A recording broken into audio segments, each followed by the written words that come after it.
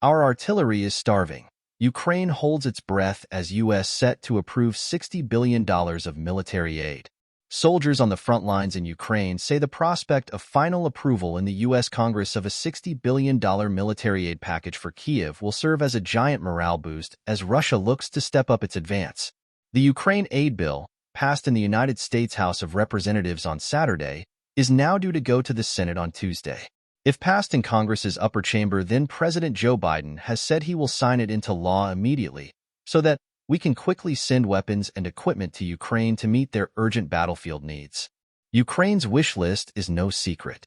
At the top, artillery shells and air defense systems. For months, Ukrainian soldiers on the front lines have spoken of being badly outgunned by Russian forces.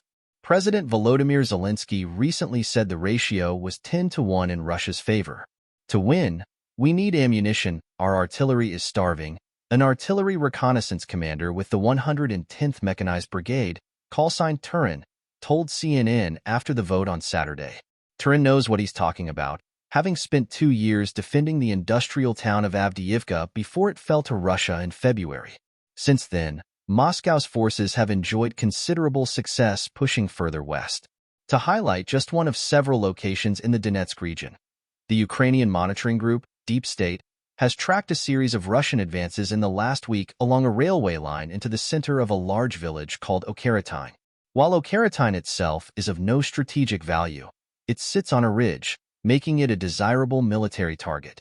An officer with Ukraine's Eastern Command, who asked not to be named because he is not authorized to speak on the record, told CNN that if Russian forces succeeded in gaining and holding the village, it could bring vital Ukrainian logistics routes, linking 3 key military hubs, Koshchentinivka, Pokrovsk, and Velika Novosilka, under Russian fire control.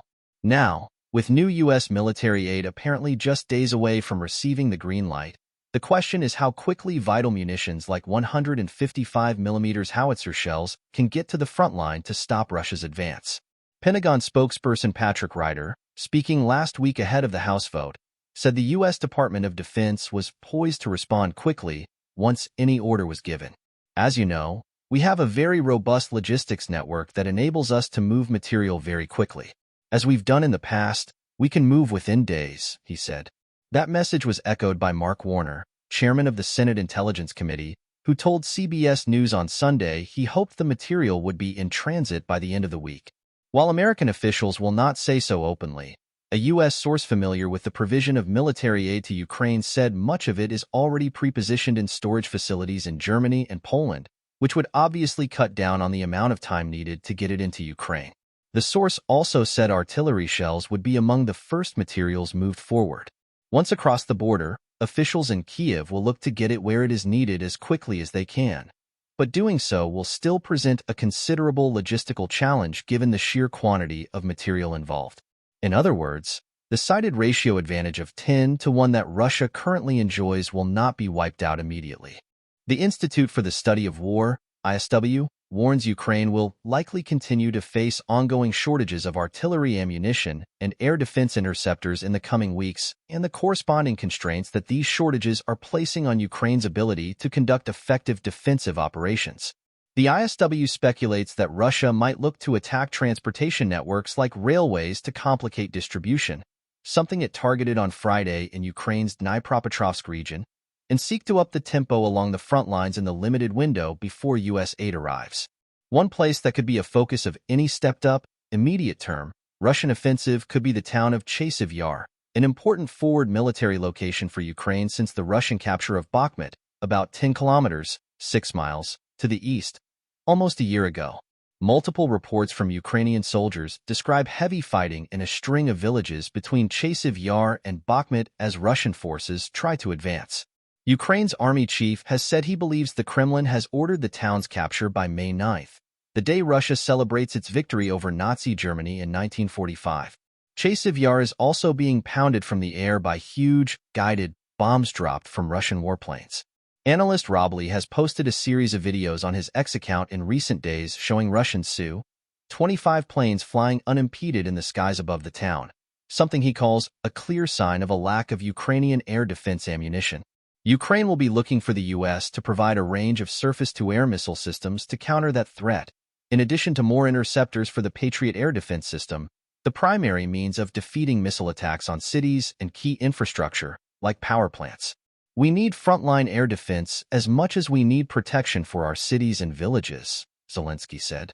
Finally, in addition to its immediate weapons needs, Ukraine also looks likely to receive longer-range Army tactical missile systems, ATACMS, in the initial tranche of weapons deliveries. After Warner, the Senate Intelligence Committee chairman, indicated he believed they would be part of a first shipment.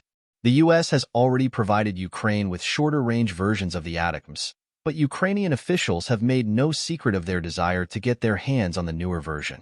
With a range of about 300 kilometers, 186 miles, the missiles would give Kyiv the ability to increase attacks on Russian airfields, fuel depots, and weapons storage sites, having a more long-term impact on Russia's war effort.